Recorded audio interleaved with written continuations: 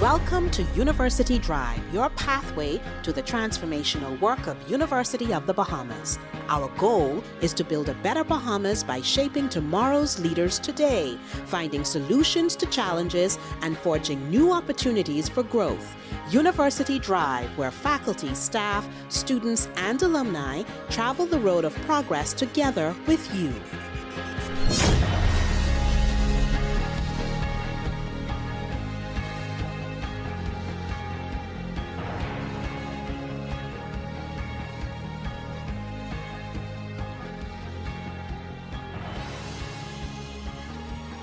Hello, everyone, and welcome to this episode of University Drive. I'm your host, Tamika Lundy, and I'm so glad that you've connected and joined us again for this episode. We're talking today with two alumni of University of the Bahamas who are collaborating in a way that is intended to cause a cultural shift of sorts in the way that Bahamians participate and engage in politics, how they present and evaluate the issues and assess those who present themselves for public office. Our guests are the co-chairs of the National Election Debate Series Planning Committee, Dr. Christopher Curry, Associate Professor of History at UB, and Ms. Ava Turnquest, Head of Digital at Verizon Media Group. Welcome.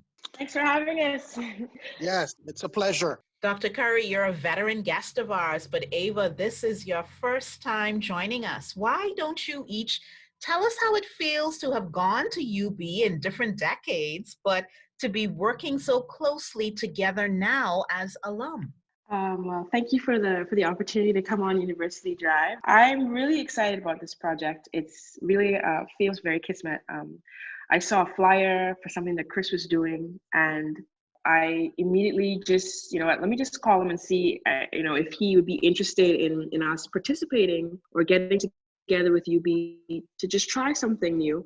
And it was like when I called him, he instantly knew, he instantly saw the vision. He was just like, yes, okay, we're on the same page, let's do it. And from there, it's just been off to the races. Yeah, for me, it's been a great synergistic relationship with Ava because oftentimes we are thinking of the same idea and we're connecting even before we speak. So I don't know if it was the water we were drinking when we were back at COB in the late, well, I can't speak for Ava. I was there in the late 90s from 96 to 98. Of course, the environment was very different then. The campus seemed much smaller. But even then, you could sort of still get lost, I suppose. You weren't necessarily thinking about the bigger picture of the campus. But I'm so happy to be able to work with Ava. I've read her work for many years, when she was working in another media house. And I've always connected with her through certain social issues that I think we both hold in common, like reparations and other things. So being able to work with her has been a real blessing. And again, it just goes to show that when you have the right minds working together, great things can happen, and that's what we're seeing, I think, now with our debates unfolding. Plus, you both have come full circle, I would say, again for you, Dr. Curry, but because this debate series that you're working on has University of the Bahamas right at the apex. Absolutely, and that's so important because right from the start, when Ava and I started working together, we were very mindful of how important it was to get her GM and our president, Dr. Rodney Smith, together to form a union of sorts, to have the MOU mapped out, and to establish the relationship in a more formalized way. And so, yeah, it's really good that we have the support of the university in this effort.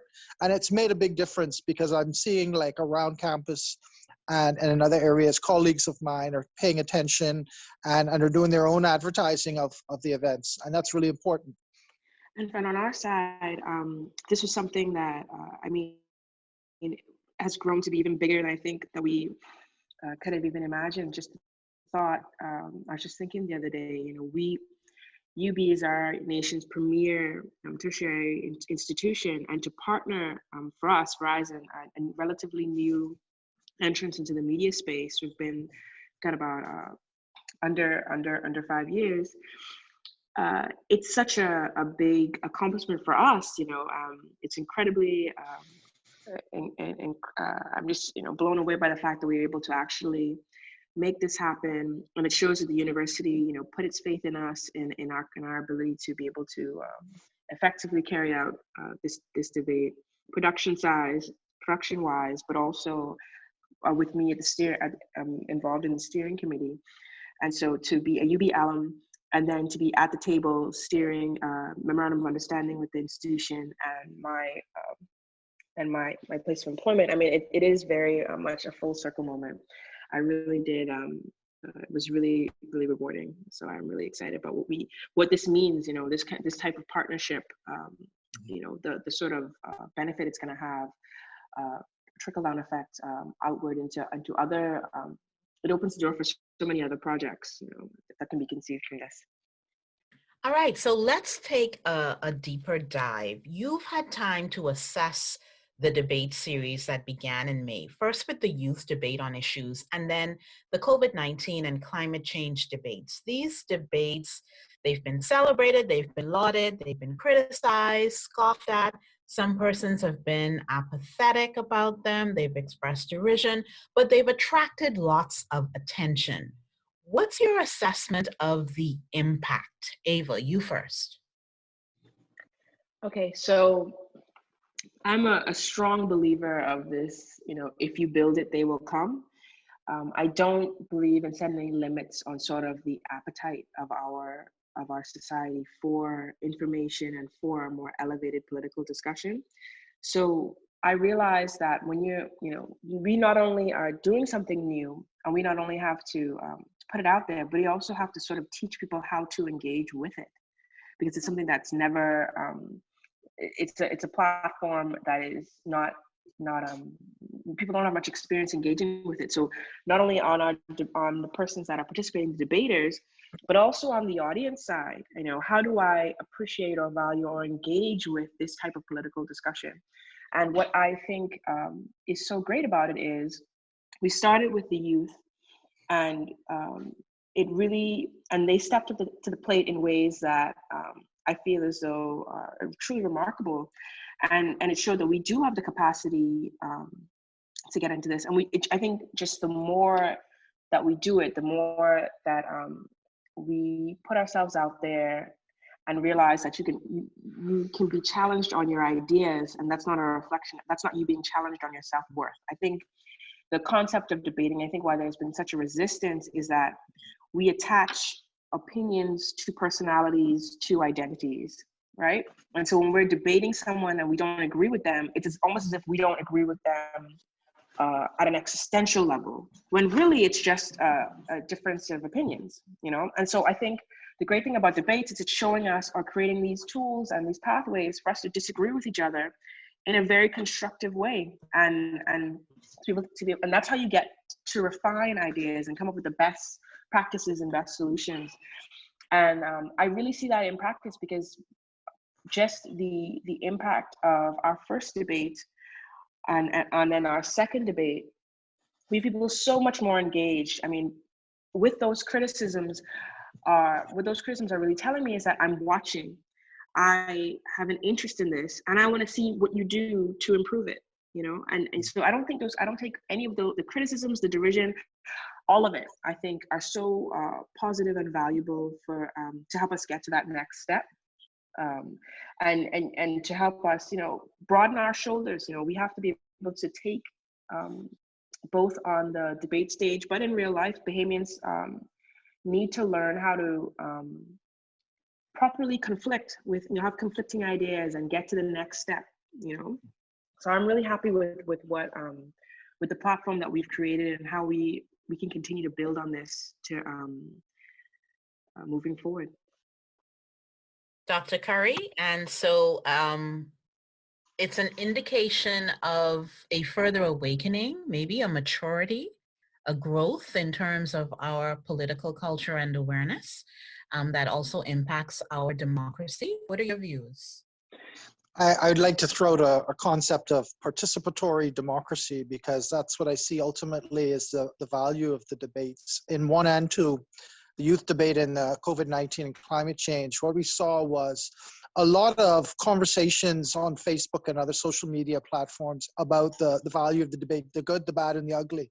And I see all of them as being useful and having its utility, because what it's saying is people are giving their opinions. They're talking about the debates. They're engaged. So I like Ava, think that just because people are making negative comments about the debate, that's not a bad thing. That, in fact, is a function or reflection of just how much the debates are attracting and gravitating or pulling people towards them, gaining traction with the Bahamian public. And so it's actually almost ironic in a way, or paradoxical, that people are debating the debate. and that's exactly what we're going to see, because that is deepening democracy by having people talk about these things and engaging in it. So the traction that debates have gained on social media is a good thing. And yes, people are making a lot of comments about what could be done better or what we could have done differently. And I think that's a good thing. It's a function of the health of a nation.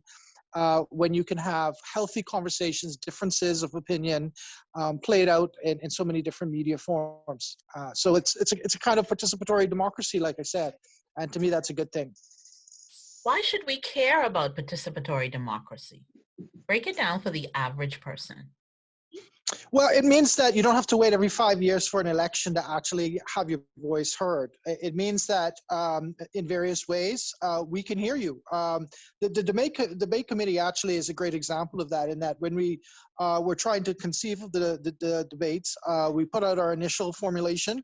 The parties had objections. We continually worked with the parties to rework our formula. We built consensus. We got them on the table. And that's the same kind of thing. We listened to what people saying after each debate, after the youth debate. I went through like hundreds of comments on Facebook, and I heard people saying things about, the debaters weren't prepared enough.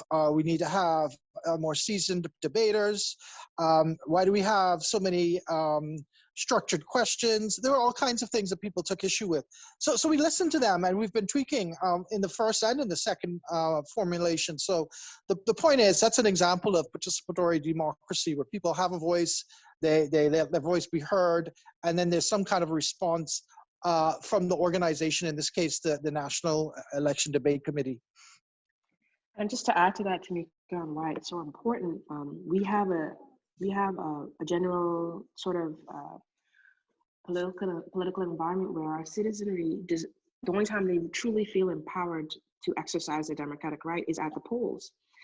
However, we do ourselves a disservice, and it's been shown time and time again, we do ourselves an extreme disservice by only exercising that right at the polls, when there are so many other pathways to do so, and to agitate for change in your normal everyday life, so that you don't have to wait until, you don't have to take, it's almost as if we as a citizenry take our hands off the wheel for 5 years, or for 4 to 5 years, however long the term is, and then we put our hands back on the wheel just for that one day, and we attempt to steer the country, and we think that's going to be enough to ensure that the will of the people, the collective will of the people, is what's going to be the driving force. But if we're not even in the car for the other 4 years and 364 days, then how can we truly say that this is a democracy? This is actually a representation of what we all want to see happen in our country. And I think by giving people more pathways to be heard, we are doing so much. I think it doesn't impact just politics. The personal is the political, right? So if you're more empowered, then you're better. Then you're more empowered in your home life. You're more empowered in your work life. You're more empowered in your spiritual life. It flows through all aspects of your life when you be able to realize your democratic rights on a more consistent, regular basis. And and it's just as simple as getting people to understand how it's important to participate in a referendum. Even that is a leap from just participating only in an election. If we look at our participation, if you look at our turnout numbers for our referendums. So I think participatory democracy and getting us to a point where we actually engage with our government and with our systems, there's no wrong in that. I mean, it's only up from there. So let's talk a little bit more about that paradigm shift. I was intrigued about something that you said recently, Dr. Curry, and that is, and I quote, in the debates, you've been able to differentiate parties and how their particular views on national issues are. And that's one of the things that you can do at a debate that can't be done at a rally. At a rally, in our traditional culture, you generally have loud music, adult beverages, and what amounts to emotive preaching. At a debate, we are asking and challenging our debaters to bring a more rigorous and definitive response to questions and to discuss policy and ideas related to the platform that their party may have formed, close quote. Elaborate on that for me. Well, again, the idea is that because we're having a universally hosted event, a debate, we're expecting the best and brightest of ideas being discussed in a more robust academic context. And so it is really forcing the politicians who for years have gotten away with essentially emotive preaching at a rally, where you don't have anyone asking questions, difficult questions.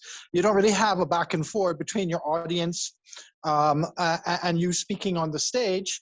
There is no real attempt even to consider policy or a platform. And so we have had for well, not centuries, but for decades, real sugarcoating of political ideas. And I would say a dumbing down. And that's really what you get at the rally. I mean, it serves a purpose. A rally is to really, it's almost like cheerleading, and getting people to a public space where they can really, wave their pom-poms and really get excited about their party. But if people are interested in national issues, if they're interested in specific policies on issues that are important to our country, the rally's not the place to go. You need to go to a place where you can find a discernible question and answer, a kind of environment in which people are actually forced to address policy, and where they're being fact-checked now, where they can't just say what they want and get away with it. Even in our parliamentary system, when people speak in the House of Assembly, particularly now where we have such a landslide between the opposition and the current government, you have your party followers and loyalists behind you, your backbenchers, you have the support, you're in an environment where you're not really being challenged. But our debates require you to come prepared, and you're being fact-checked by the moderators and the fact-checker behind them, and you're expected to speak on policy.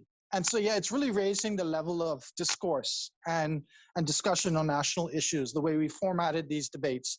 And so we're quite happy about the success so far. And of course, it is with it creating some growing pains because, of course, persons weren't prepared for that. And it's part of the delusion that they've had for decades related to what amounts to a rally. And we need to move away, in my opinion, from that rally culture to a culture of discussing and debating policy. And that's what we're trying to do. So moving beyond the sugarcoating and the delusions and evolution, is our democracy, right? And by that, I mean the political candidates, the electorate, the system itself. Is our democracy able to handle the deep scrutiny of the people and organizations who are presenting themselves and their parties for office? Or is that something we have to grow into? Well, I definitely think there's some growing pains. We know that we're trying to create a more transparent and accountable culture. But with really the ultimate failure of the Integrity Act, it hasn't really been fully established with any kind of institutional teeth to enforce it. We really still have a culture in both the rally and in the House of Assembly where people can say almost anything and not be questioned about it. And so we're experiencing the growing pains indeed with the debate, but with the growing pains, there will ultimately be a maturation process. And with that maturation process, we will ultimately see the fruit of our labor, Ava and I and our committee, to the point where I see down the line in a few years where people will be it'll be normalized, if I could use a term that you hear bandied around a lot, the normalizing of debates where people now are expected to hear concrete ideas about policy rather than loose concepts emotively preached. And that, I think, will be a measure of the success of our committee. I agree. I agree with Chris. I think we have to actually, it's not you just flip on a switch and say, hey, we want debates, and now suddenly everyone is debate ready. Even in the way that we present our ideas, we have to, I think one of the biggest challenges for persons is that short amount of time, you only get 2 minutes and then 1 minute rebuttal. Some people, it takes them 2 minutes just to open up what they're going to say without, before actually getting to what they want to say. And so that's sort of, so you have to learn how to give us a tight, succinct policy statement, but also on the other hand, now our listeners, we have to be able to digest a tight, succinct policy statement, not one that's wrapped up in layers and layers and layers of fatty, emotive jargon. And just the way that we campaign, there is no real demand for data driven statements for policy. We primarily go off of sort of emotive. How do you make me feel? What are you going to promise? But I don't think it's for a lack of desire. I just think it's for a lack of opportunity, really, because if I don't, if I haven't been sensitized to this information to know that I should expect or want this information, then how can I really demand it? And then if I don't demand it, how can I expect it, or how can the level or bar be raised? So we have a political sort of level that's, I feel, very I wouldn't say lazy, but just really. They could do for more, really. They could be. We don't ask enough of them, and I think I see this debate as just one small way in which we can demand more from our political sphere, and then in those demands, I see us finding other avenues too, because while debate style, people are part of the sort of pushback that we face with that, debates don't really matter, or debates don't really have that much of a difference. Well, if, but I feel as though by exploring debates, by doing them, putting them on, engaging with them, we say, okay, well, we don't like this, but we like the accountability that it engenders, or that it elicits. So we're gonna now move to maybe fireside chats, or we're gonna move to town halls, consistent town halls. We're going to move. I think this is how, by getting people on the stage and more directly more directly engaged with the individual politician, and how well they can explain and provide details on the party's plan, or if it's an independent on their political agenda. I think it will allow us to not only have better ideas, but also get used to this a new, like you said, growing a culture. We will start to demand more, and once you know that there's more there, you'll ask for it. And I think that's what we've shown first and foremost with this debate, is that we can do it. That is completely achievable. That there is no boogeyman at the other side of the PAC stage. You can get up there, and you are only as good as you prepare yourself, and as you put forth, and as your ideas. There's no trick, there's no illusion to it. It's just you, your policy, and the Bahamian people. And I think that's a platform that in doing these debates, people realize, and sort of demystifies. And I think we'll be better for it once more politicians can can have the courage to step up. So what is to be gained by political parties if and when they participate, and what's lost if they don't? Because I know at the outset, the intention was to really have the participation of all the political parties, but in particular, the legacy parties. But that's not happened. There's one political party in particular, the Free National Movement, who has yet to participate. What's lost and what's gained? Well, we haven't really talked too much about our own polling, but the polling that's been done has demonstrated that 4 out of 5 Bahamians that have been polled, we're talking about over 450 persons, feel that the FNM's decision not to engage in our debates has hurt the party. The optics are not good, because you had an opportunity now to present your ideas, your political platform, your policies on particular national issues to the Bahamian public, and to do it at tertiaries, the premier tertiary institution, the Bahamas, and you chose not to. So what we're seeing is, I think, a negative feedback from the Bahamian public about that. It's as if they're saying that this party has turned their backs on UB, which I guess in a way they have. But the bigger thing is, I think the political parties see that they gain a lot of traction when they come up with ideas that differentiate them from another party on the platform, on the debate stage, and they're able to show in a logically and coherent manner how that idea might actually work.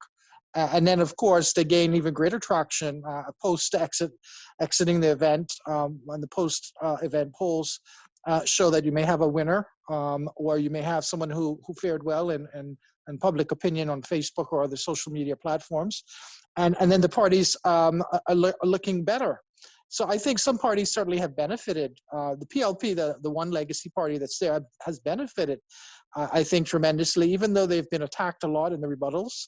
And even though they've had to be on the defensive in a way because they're the only established or legacy party present at the debates, I think they've gained some traction from it. I think some of the least or less known parties have also gained some traction, some momentum from the debates. The BCP, I think about even the KGM party.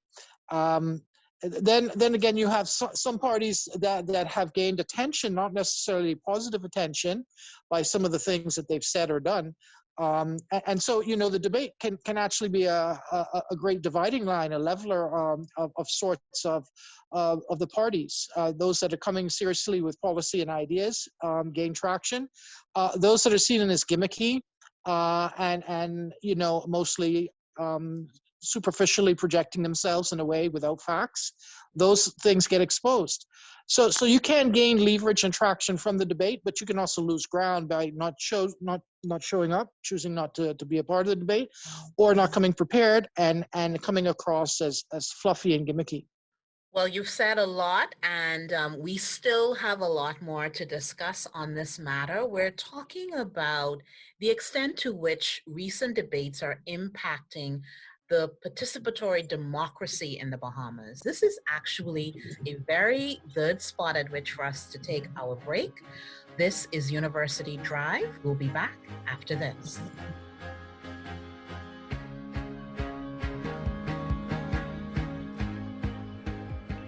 To protect yourself and others from COVID-19, stay home as much as possible and avoid close contact with others.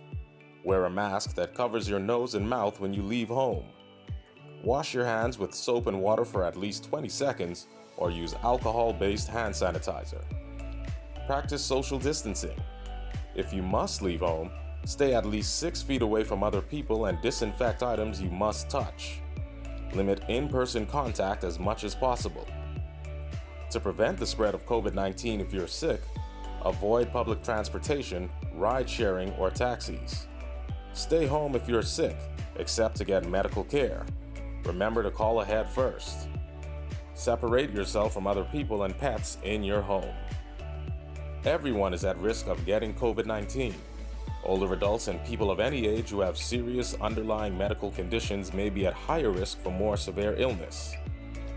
This message is brought to you by the Centers for Disease Control and Prevention and University of the Bahamas.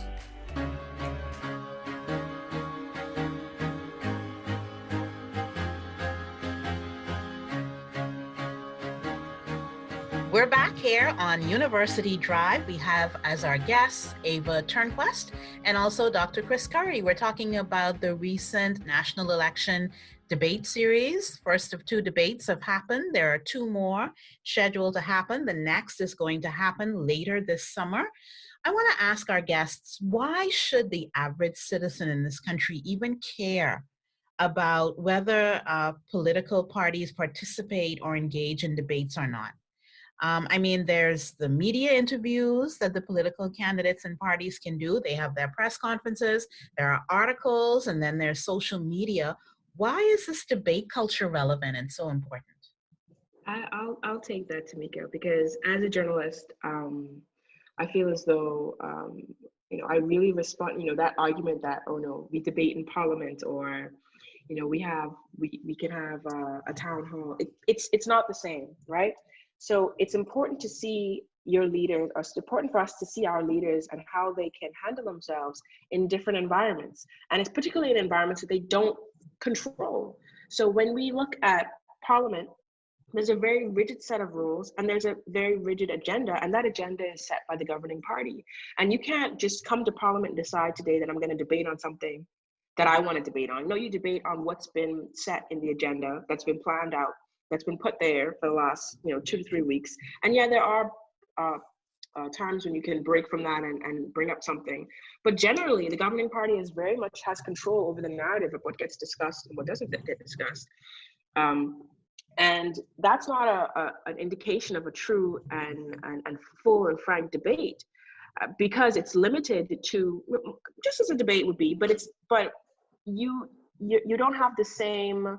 There's not the same level of, there's a level of protection there that you just don't have on the debate stage, right? So you can go on the House and say some crazy, wild stuff and not get sued because you're protected by your privilege. Sure, you'll be made to withdraw if it's really outlandish, but for the most part, you can just continue on saying whatever it is you want to say, and you have this power of privilege. And not to be too long-winded, but the other aspect of it is when you have an interview, right? You're also very, very, very low pressure in terms of the difference between an interview or even a speaking engagement and a debate. In a debate, this is where we see how you react in a very short amount of time. This is where we can test your sort of your political merit, and I want to know that my leader is not going to fold under pressure, that my leader can handle situations that are not always going to be advantageous, that he or she's not going to be able to control. These are people that we're sending on our behalf all around the world. These are people that are going to have to be agitating and advocating for our best needs and wishes at tables that supersede we can even imagine it. So if I'm going to send someone to sit at the table with Joe Biden and negotiate the terms of border protection and visas and all these other, and also the war on drugs treaties and stuff, I want to know that if Biden or whoever says something that's off script, that they're going to be able to react and they're going to be able to stick to their principles, and they're going to be to speak with confidence and with courage and with sense, and debates are a great way of testing that out, because we there's so much demands. I think we have this thought of our Bahamian politicians that they are just actors in service to us, and they just have to do a song and dance and convince us that they're great, and then that's it. But no, these people, when we put them in their jobs, they're gonna go get up now and do the work, and the work that they're doing is on a global stage. So we need to be confident that you can actually represent yourself on a national stage. I think it's a no-brainer. How do we measure public reaction or even the impact of these debates overall, right? I know that their data has been collected and gathered. What's the data showing us? Well, Tamika, so we have our focus group of about 420 respondents that we are still working with and managing. But we also have been engaged in widespread internet polling through our through our polling partners, Mobile Assist and Intel Key, particularly Intel Key, who have now, after the, we are now in our second debate, they have more than 750 respondents.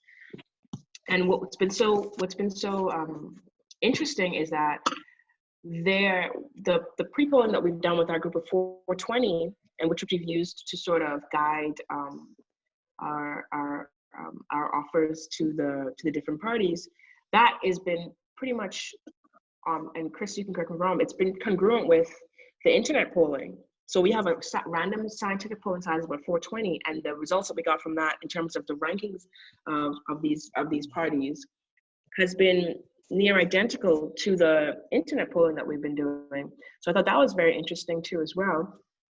And what it's shown us is that the level of engagement between the first debate and the second debate, sorry, the level of engagement the first debate and the second debate has deepened. So we, in the first debate, persons were primarily interested in, and these were younger persons, so the audience was younger as well. But in terms of the focus on the major political parties, the political parties that weren't there, as opposed to the second debate when the focus was more on policy and the different policy measures and initiatives, we had persons like our DNA candidate, Shameen Lindsay.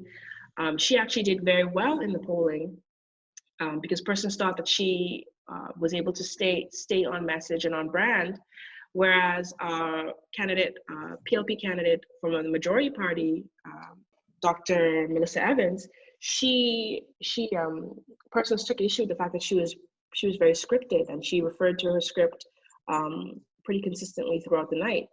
And so what that shows is that persons aren't really, it's more than just an entertainment element, but also people are actually listening and dissecting what people are saying. Yeah. I think to answer the question from my side, I'm seeing the anecdotal experiences. I know that Ava talked a lot about the polling and I guess what we would call quantitative data, but the qualitative data that I see is people on the streets that I meet and I run into asking about the debates, political parties asking me when the next debate will be, setting up and lining up with who they want to put out for their next debate, getting excited about that. I'm seeing political parties on Facebook putting out their own flyers, congratulating their debaters, and using the mileage from the debate to advance their platform beyond the debate. But we definitely are finding a lot of people are interested in the debates, and I find it fascinating how persons are able to differentiate fluff from stuff.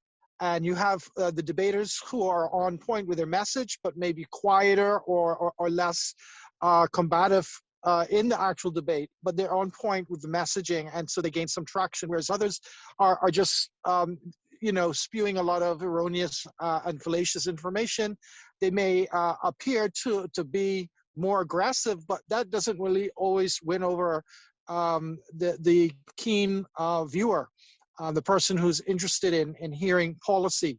So I'm finding already there's gaining a lot of attention and traction with the Bahamian public. And I think that overall, the average person in the street is gaining some degree of satisfaction from the debates that they wouldn't get anywhere else. So I think the polling is showing it, but I'm also seeing the anecdotal qualitative stuff that is also showing the success of the debate. So, Dr. Curry, as an academic, how do we use this data? How do we use this information to have a real discernible impact on anything going forward? What are we doing with this information? Yeah, well, thank you. Yeah, we're using the data, and we're going to get at least 2 of our committee members to write op-eds to be able to actually tell the story of what the data is saying. A lot of times we just look at data and we don't always look at the nuance and the variables that are associated with the data, considering things like gender and age and island of domicile origin. There's a lot of things that you can do when you dissect data. And so we're looking at getting 2 of our trained professionals at UB to actually take the data sets that we have and turn it into something that's digestible as an op-ed that we can disseminate to our reading public in the Bahamas. How do we help the public process the answers given by these debaters to questions posed without appearing to kind of prejudice the process? That's a good question. I think, one of the things that we can do is perhaps use SPSS. This is something that Mr. William Fielding is very familiar with. It's a software program that puts out the data in pie charts and histograms and other visually stimulating, I suppose, manner. And I think it'll allow the public, if we use that kind of programming, we can actually put that stuff out and people could see it and interpret it and understand it for themselves without actually having to go through and read what Mr. Fielding or someone else may say about the data. I think it'd be good to actually put it out there in public forum in a way that the people would be able to see it for themselves. Okay, so in as much as the individual is on stage and responding and rebutting, he or she is a representative of a party. So what comes into play also, though, is the quality and caliber of the candidate or the politician or the aspiring politician. Does it really matter if a politician can be articulate or not? I'm being I'm playing devil's advocate. I think it's not because we go into like what people usually accuse academics of being like sort of elitist, right? Or there's not enough access, or we're not speaking in a language that people can understand, right? So when I think about articulate, there's a bit of sort of a stigma there too, right? However, what you do need is clarity. And even if you're not able to, so to answer your question, yes, that is a skill, right? But that's not the end all be all. That's not something that is insurmountable, But if you are going to be the leader of a nation in a modern global system, you're going to have to be able to express yourself in a way that people can immediately understand. You don't have to be Shakespeare, but you have to be able to have a clear vision. I think people sort of check that off as, oh, he just can't speak well, or she just can't speak well. But what we really need to be thinking about is, do they have anything to say? I think that's not what we're focusing. We need to focus on, do they actually have anything to say? And if they do, let's help them say it better. But most of the times, these people that we say are not articulate, what are they trying to say? Do they actually have anything of value or merit that can be distilled? I had a friend years ago. He was from Zambia, and he said a wise man makes complicated things simple, and a simple man makes simple things complex. And I guess the point in that is I think the great debater or a speaker is someone who takes complex ideas and is able to distill it into something that we can all understand. And so I agree with Ava that clarity is important, and so is conciseness. And that's why, the beauty of the debates is you have a short amount of time, 2 minutes, to speak to something of significance and relate it in a way that everyone can understand. Now, if you're using jargon, academic jargon, and you're relating to 1% of the population, that's not going to cut it, especially in a nationally televised debate. So being succinct, being concise, and being clear, I think is more important than being a brilliant user of the English language and using a vocabulary that may be sophisticated and advanced, but ultimately doesn't resonate with people.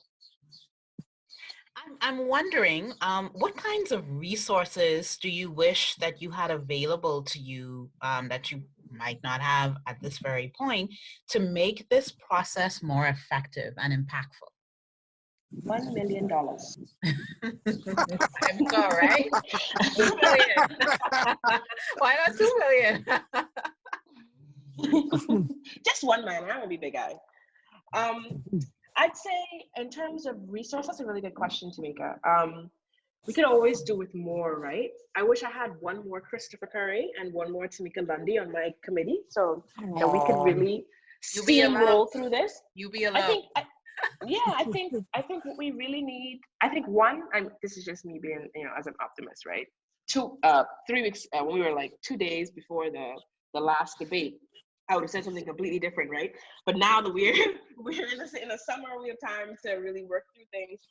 I'd say what I would want if I could have another resource would be, I guess, more funding. I want to be able to go to every family island. I want to be able to set up a focus group in each island, and in each island with a population of more than 500, more than 500 Bahamians. I want to go and I think that is I think my biggest thing. I would like more funding to be able to broaden the scope of what we're doing, because I think that is the best part about our event, these debates, is that we are going and including voices. We're decentralizing, this thing from Nassau. You actually said something that we haven't touched on yet, and that's really why those focus groups are important, and the fact that very real effort has been made to include members of the Bahamian electorate who are not in New Providence and in Grand Bahama. And so I'd like for you, Dr. Curry, to also pick up on that and expound on that. Yeah, well, we understood and recognized, and this was also through your own urging, Tamika, to make sure that UB North was included, particularly, and I always understood that too. I consider New Providence and Nassau my place of birth, but I consider Grand Bahama my other home. I don't even say second home, because it gives a sort of order and seniority to the first, but Grand Bahama is dear to my heart, and so we always felt intentional about making sure we had a focus group there, and so we did in the second debate have a UB North focus group, and that went well. We had a few technical issues, but those are not issues that are insurmountable. We intend to go back and have in the third debate our focus group in UB North, and now that we have more time to map this out, we're going to make sure we get it right. But the point is being really intentional about being inclusive in all aspects of planning for the debate. And that principle of inclusivity runs from how we format the debate, runs from who we invite and how we go about inviting through using polling. It goes to including and engaging communities in the family islands outside of Grand Bahama as well. And it means working extra hard to make sure that we represent all that the Bahamas is as best we can in our committee planning. We've brought in new people into our committee meetings. We're very intentional about hearing voices of persons that may be in a way disenfranchised. You'll know that in the first debate, we actually had a debater who represented the disabled community, someone who was hearing impaired. So we're always mindful of being inclusive as best we can. And even when we reach out to different media houses, we're trying to do that as well for hosting and deliberating and planning the debates. So I just think that UB North is an important part of our community. And so they've been involved in the second, and they will be involved in the third. But we're definitely, like Ava's saying, we want to move on and have representation in the focus groups with islands across the archipelago. So let's talk about the third debate. When is it scheduled for? What are the plans for it? So the third one we've set for August 10th. I don't know, Chris, I'm not sure if we're ready quite yet to reveal the theme, but we are focusing on policy, well, obviously policy, but reform. So that's themes like gender equality, immigration, marijuana, the criminal justice system, things like human human rights, right? So we had initially thought that this would be done. We wanted to take a break, so just to explain the reason for the long break. One, we wanted to give the budget debate, which is a really critical piece of legislation. We wanted to give that its space and not compete with that, right? And make sure that people had time to really digest that. And so we decided to move it into August, just to allow us some breathing room too, to be able to really build an inclusive and get some more more buy-in from the Family Islands. I think we have confirmed the moderator. I'm not sure, Chris, do you want to reveal that? What can we reveal? Well, we're still in discussions about whether we're going to have one or two moderators, but we definitely have one moderator locked down. That's going to be Dr. Nicolette Bethel, the chair of the School of Social Sciences. She's well known for her political ideas and views. She's also, of course, involved with Shakespeare in Paradise. She's just a well-known figure, of course. She's got a lot of name recognition outside of academia. And so we just thought she would be a great person. And we're still in discussion as to whether we're going to have her paired with someone else or not. But I think for now it's good to mention that on air. And the other thing is, what we're talking mostly about human rights issues for this next debate and constitutional reform. And we're making some decisions about formatting the debate that will be told or will be shared later. But the most important thing is we have a number of issues that we definitely want to address that I think are going to be really exciting for this next debate. And I definitely am looking forward to this one. Okay, well, thank you for that inside information there.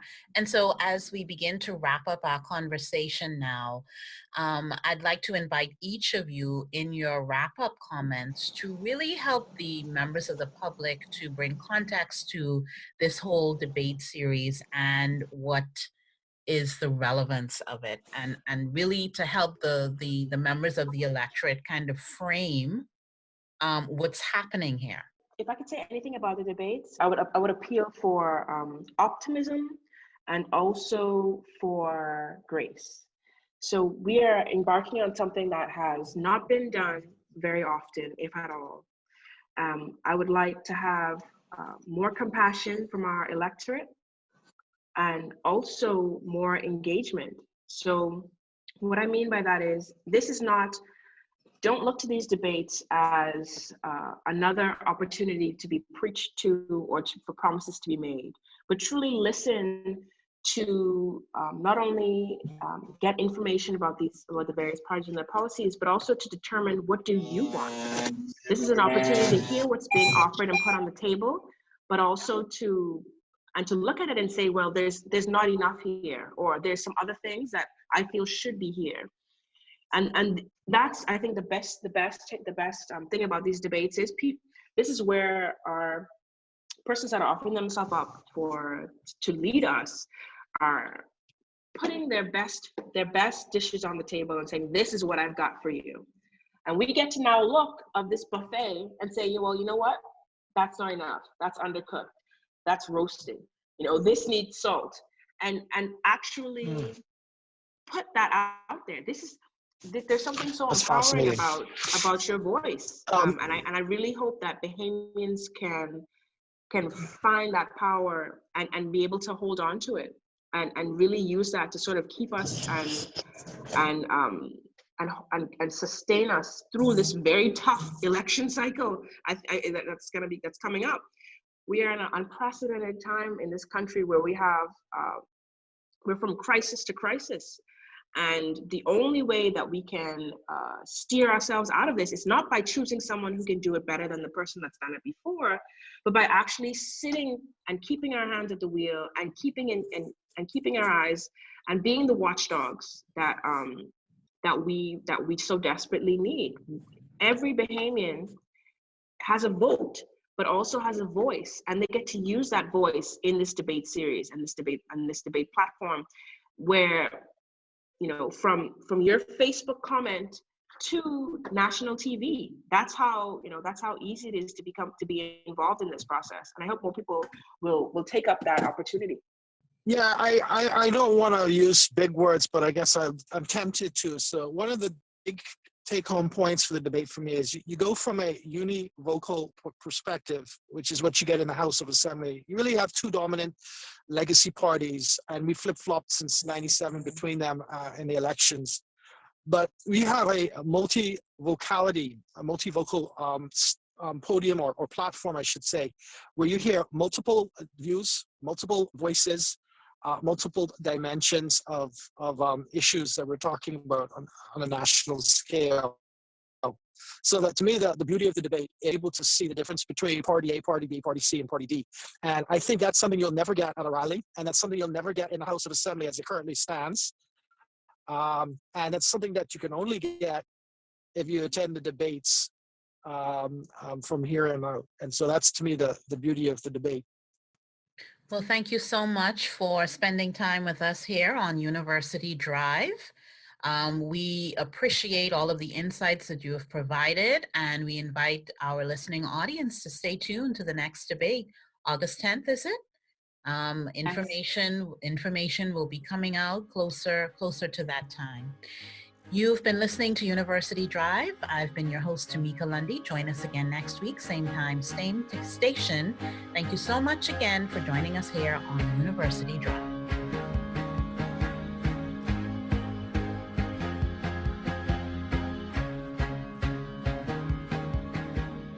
University Drive is a production of the Office of University Relations and the Communications and Creative Arts Academic Unit at University of the Bahamas.